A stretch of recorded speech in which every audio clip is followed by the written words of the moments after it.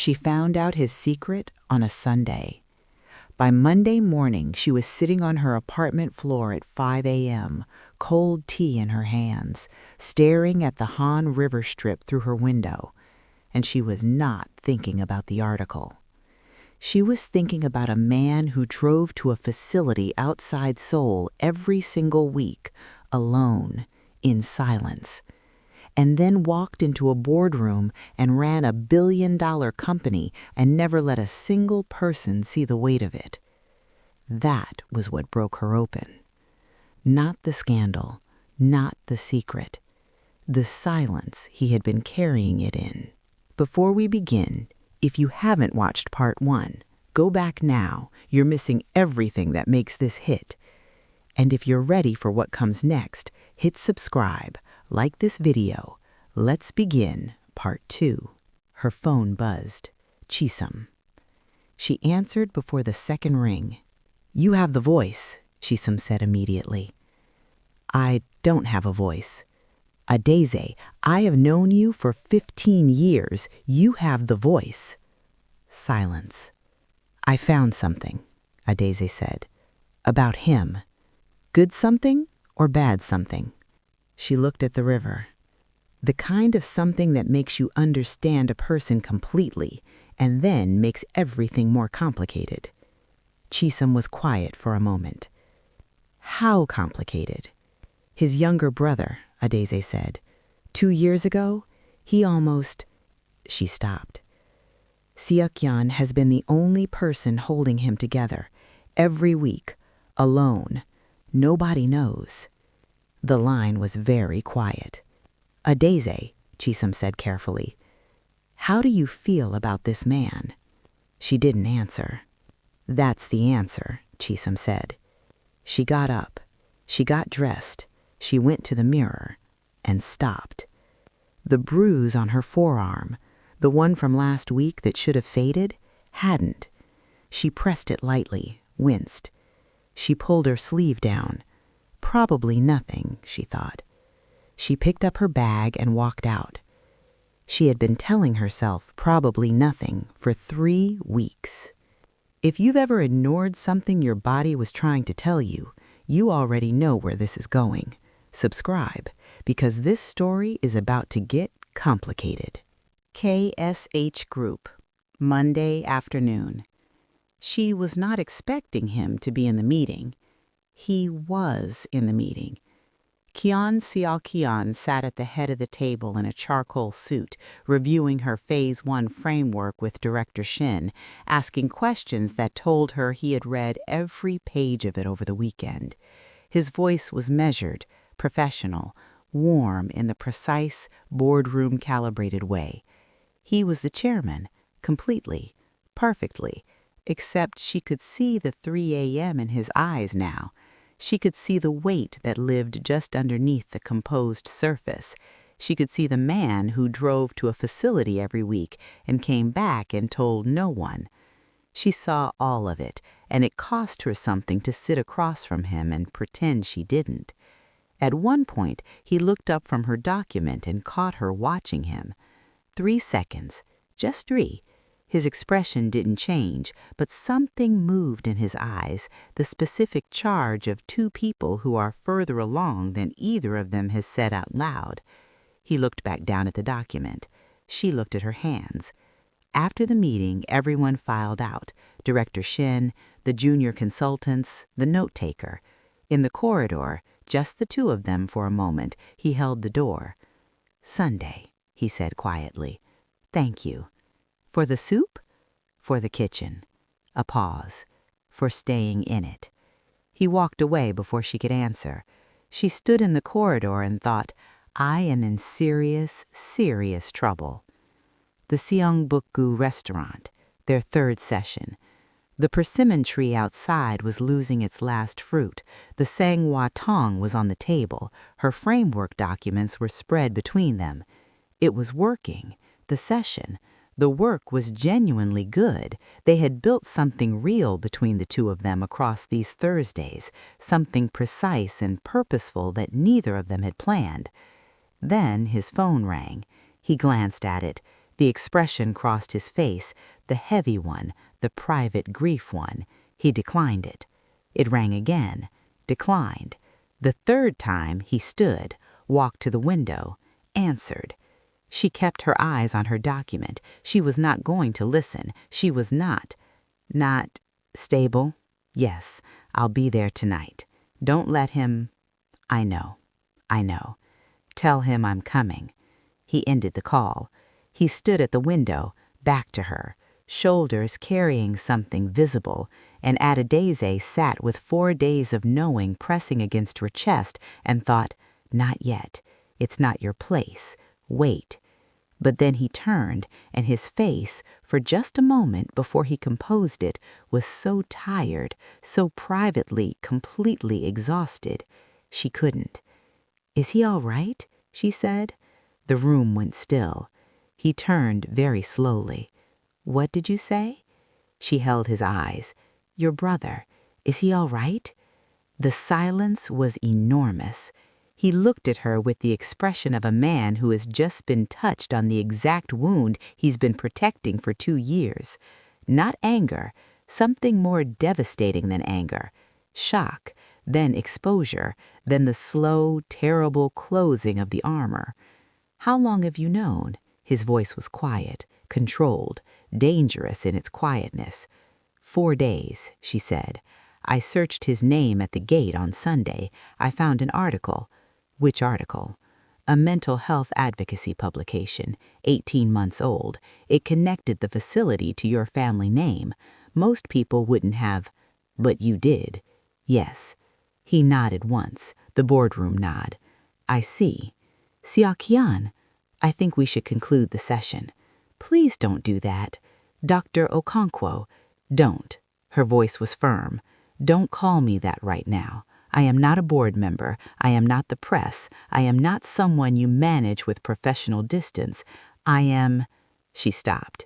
He was watching her, waiting, his face a perfect surface over something that was not perfect at all.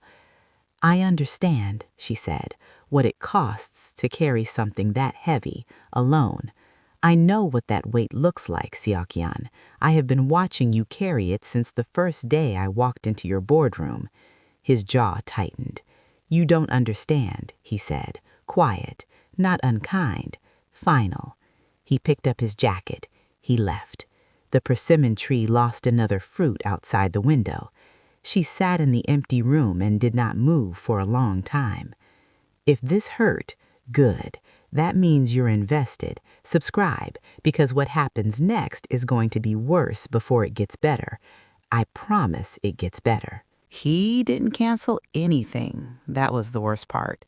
He showed up to every project meeting, professional, precise, engaged. He asked intelligent questions about her framework. He approved her Phase 1 timeline. He treated her with the specific courtesy of a man who has made a decision about distance and is executing it flawlessly.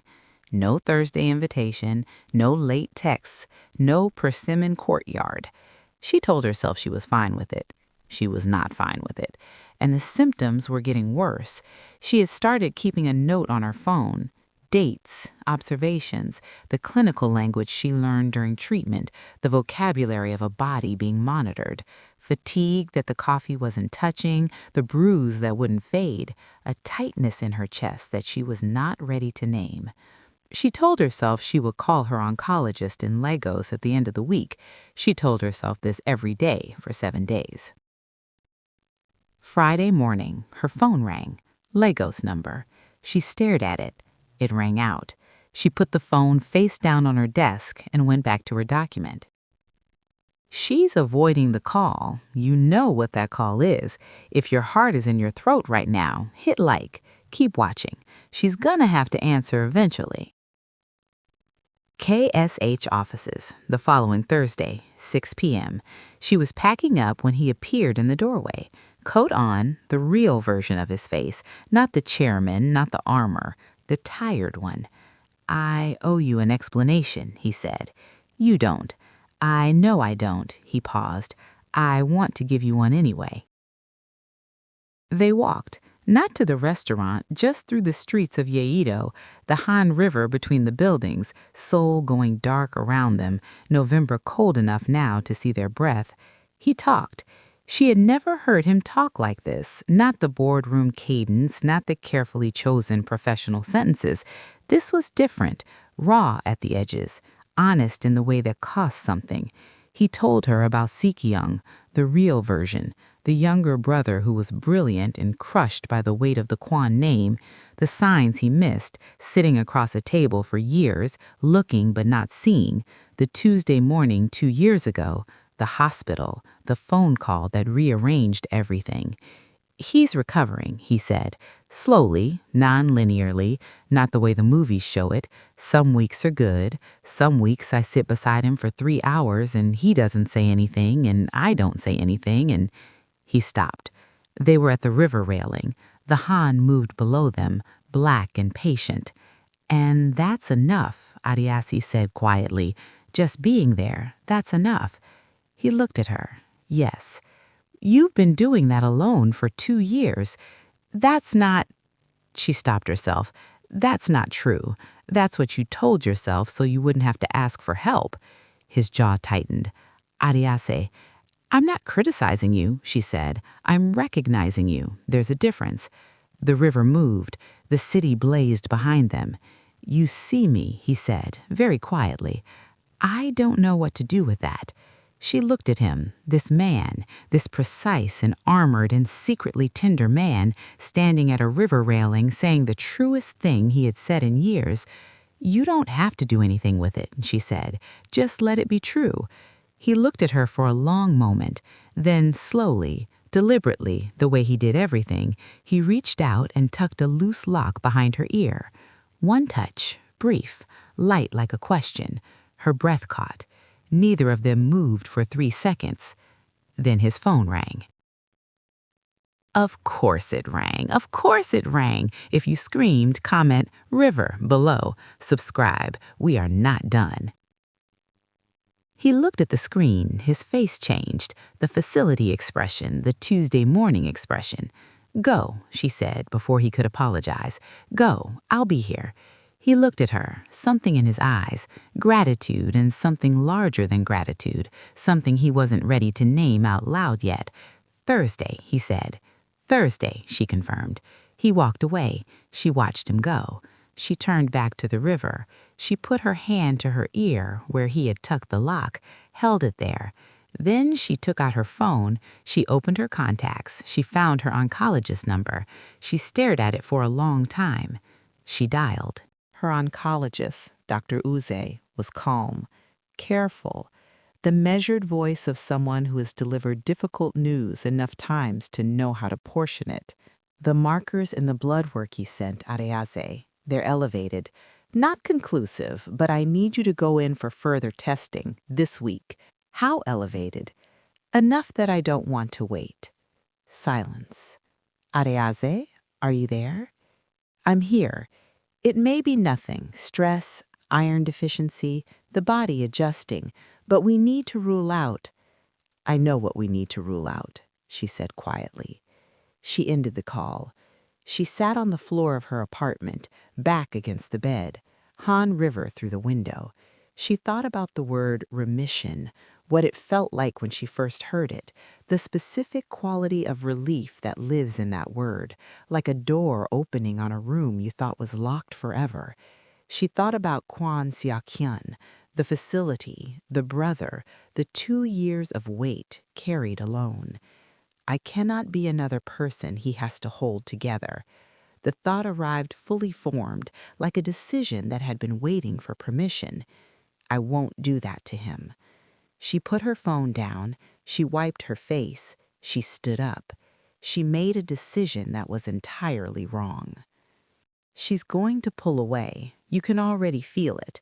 If you're saying, no, Areaze, don't, out loud right now, you're watching this right. Subscribe. The next part is going to hurt. She didn't disappear. That wasn't her. She showed up to every meeting, delivered her work perfectly, was warm and professional and completely, carefully unreachable. He noticed within 48 hours. Of course he noticed. He noticed everything about her. He had been noticing since a rainy Tuesday in Insidong, and he was only more fluent in her now. He saw the professional warmth deployed where the real warmth used to be. He saw the sleeve she kept pulling down over her forearm. He saw her not eating again, the same thing he had seen in the briefing room the very first day. He said nothing. He had made the mistake of before confusing silence for respect. He was trying to learn. But Thursday came. No ariaze, a message instead. The framework phase 1 is complete. Director Shin has everything she needs. I think our sessions have reached a natural conclusion. Thank you for the kitchen. He read it 3 times. He put his phone in his pocket. He sat in the empty restaurant room. The persimmon tree outside was bare now, all the fruit gone, all the leaves gone, just clean branches against the November sky. He picked up his phone. He called her. Voicemail. He called again. Areaze. His voice on the voicemail was quiet, controlled, but underneath it, something unraveling. I don't know what happened. I know something happened. I know you well enough to know this isn't about the framework being complete. A pause. Call me back, please. She listened to it 3 times in her apartment. She did not call back. He did something he had not done in 2 years. He called Director Shin. Her address, Ariaze's building. I need it. A pause. Chairman, please, Shin-shi. Another pause. Then, 4B, Mapogu. He was already getting his coat. Mapogu, her building, 7 p.m. He rang the buzzer. No answer. He rang again. Nothing. He was standing outside deciding what to do next when the main door opened and her neighbor appeared, an elderly Korean woman, small and sharp-eyed, who took one look at him and said something rapid in Korean. His face went cold. When? He said. 20 minutes, she said. The hallway. I found her in the hallway. He was through the door before she finished the sentence. Seoul General Hospital. Corridor outside room 412. He had been sitting in a plastic chair for 4 hours when she woke up. Not inside the room, in the corridor, because he did not know if he had the right to be in the room. He was not her family. He was not officially, formally, anything. But he was not leaving either. The nurse came out, saw him, went back in. He heard quiet voices. The door opened. She's asking for you, the nurse said. 4 hours in a plastic corridor chair. He didn't assume. He didn't push. He just stayed. If that broke something in you, you're human. Subscribe. We're almost at the ending, and I promise it's worth every second. She looked smaller in the hospital bed. That was the first thing that hit him. Walking through the door, seeing her against the white pillow, the IV in her arm, the monitors. She looked smaller than the woman who had marched into his boardroom and told him his pitch lacked warmth. Smaller than the woman who had made her mother's soup in a stranger's kitchen and laughed when he held the spoon wrong. But her eyes, when they found his across the room, were exactly the same. Dark, expressive, seeing him completely. He pulled the chair close to the bed and sat down. Neither of them spoke for a moment. You waited outside, she said. Yes. 4 hours, give or take. She looked at the ceiling. You didn't have to, Adeaze. Something in his voice stopped her. She looked at him. Tell me, he said. All of it. Whatever you've been carrying since before you went quiet. Tell me. Her jaw tightened. Sakyan, tell me. She told him. The diagnosis 2 years ago, the chemo, the reason she had come to Seoul, not just the scholarship, but the need to be somewhere no one knew her before the illness, somewhere she could be a woman again instead of a patient. The remission, the word she had been afraid to fully believe. The symptoms coming back. The bruise, the fatigue, the call from Lagos she had been avoiding, the decision, the wrong decision, to pull away. I didn't want to be something else you had to hold together, she said. Her voice was steady until the last 3 words, and then it wasn't. You already carry Sukyeon. You carry your company. You carry everything, alone, in silence. And I watched you do it, and I thought— She stopped. I thought I would not add to it. I thought disappearing was protecting you. Her voice cracked on the last word. She pressed her lips together, looked away. His jaw was tight. His eyes were the unguarded ones, the 3 a.m. ones, the real ones. Look at me, he said. She didn't.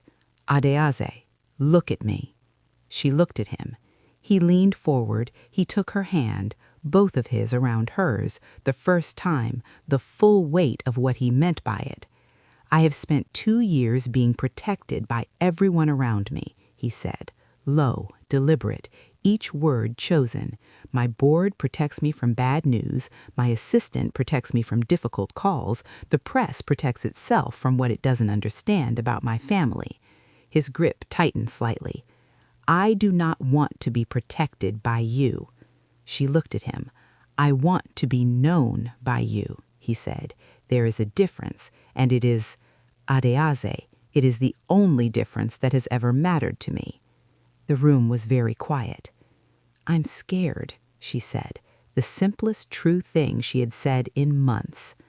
I know. What if it comes back, really comes back?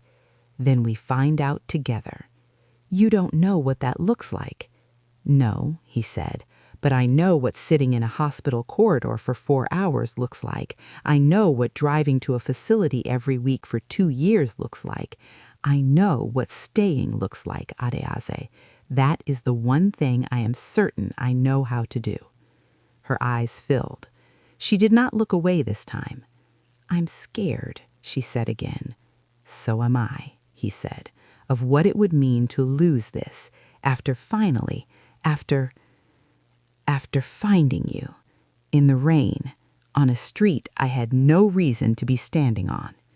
A tear escaped. She didn't stop it. That was my coffee. He almost smiled. It was my shirt. It was an accident. No, he said quietly. I don't think it was. If you are not okay right now, good. Comment, I am not okay. Subscribe. Like. We have one more scene, and I promise you're present for it. She woke at dawn. Not alarmed, not afraid, just awake. The way you wake after a night of finally letting something down. The room was quiet. Seoul outside the window doing its 6 a.m. thing.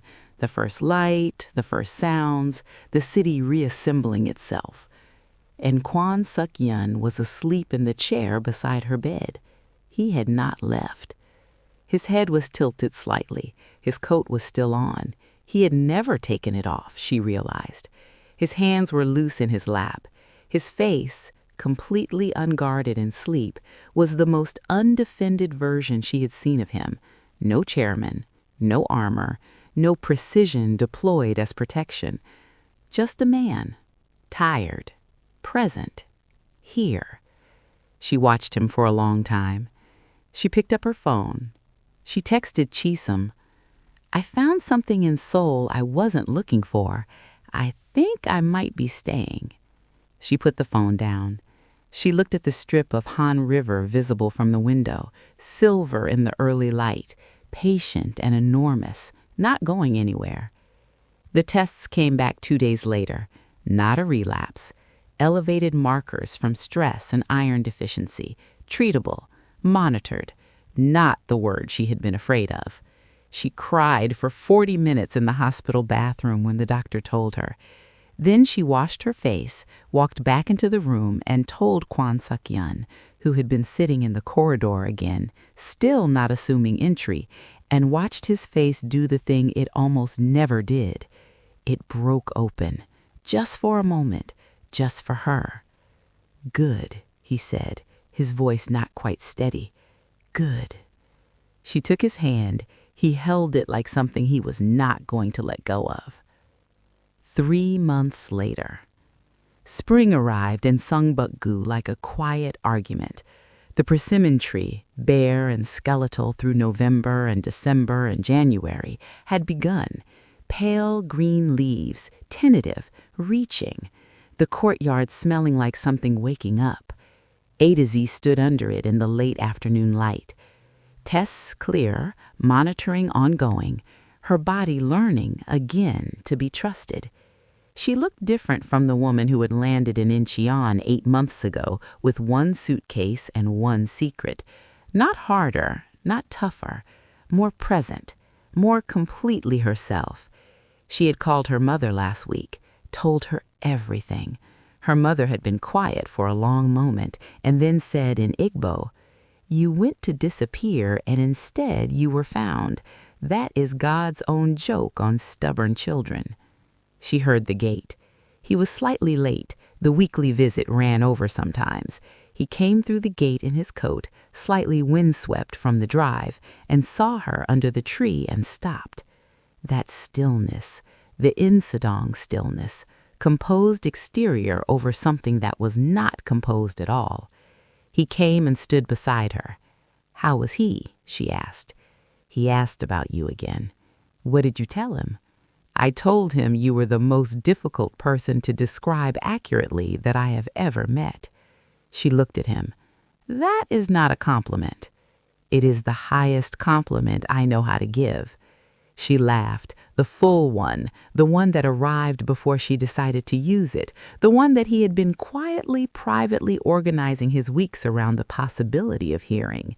He watched it happen with the expression he had been wearing for 3 months, the one that looked like a man who had found something he did not know he was missing and was still slightly astonished by the location of it. "She wants to meet you," he said. "A to Z?" She looked at him. He wants to meet you." A pause. "He has been asking since January. I kept telling you were busy." "I wasn't busy." "I know." He looked at the tree. "I wasn't ready." She waited.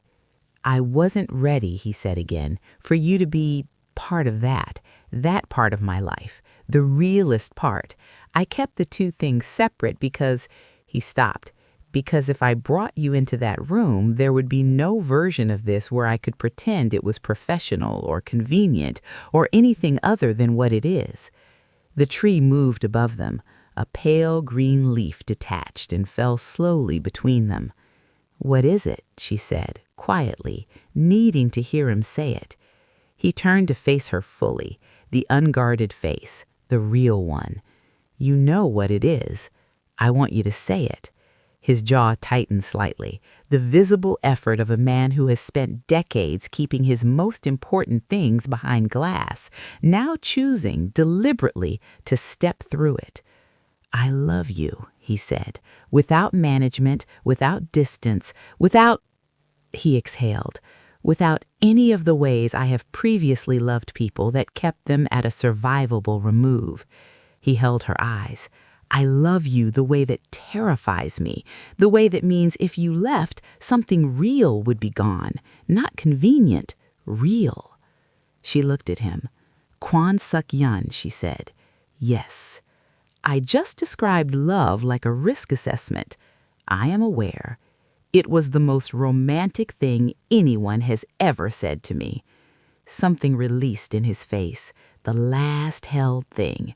She stepped forward. She put her hand against his jaw, the angles of it, the faint scar, the face she had been reading since a rainy Tuesday in Insadong, and she looked at him the way she was not going to let go of things. "I love you too," she said, without the risk assessment, without the management, completely. He covered her hand. He closed his eyes for 1 second, just one, just long enough to receive it. Then he opened them. He looked at her, and Kwon Suk-yeon, who did not make impulsive decisions, who calculated every variable, who had been still and composed and controlled since a Tuesday morning 2 years ago that had taken everything from him, kissed her. Not cautiously, not professionally, not with any of the distance he had been deploying since October. Fully, honestly, with the specific certainty of a man who had finally, after enormous cost, decided to stop protecting himself from the thing he wants most. She kissed him back. Above them, the persimmon tree did what trees do in spring. It kept growing, quietly, without announcement, the way living things do when the conditions finally become right. The Han River moved somewhere to the south. Seoul moved around them. The gate stood open. Neither of them noticed any of it. End. Two people who arrived at the same moment from opposite directions and chose with full information, with full fear, with full hearts to stay. If this story did something to you, like this video. It genuinely helps more people find it. Subscribe and hit the bell and drop a comment. Tell me the moment that got you. The corridor, the river, the risk assessment confession, the soup. I read every single one. The Han River remembers everything. So do I. The end.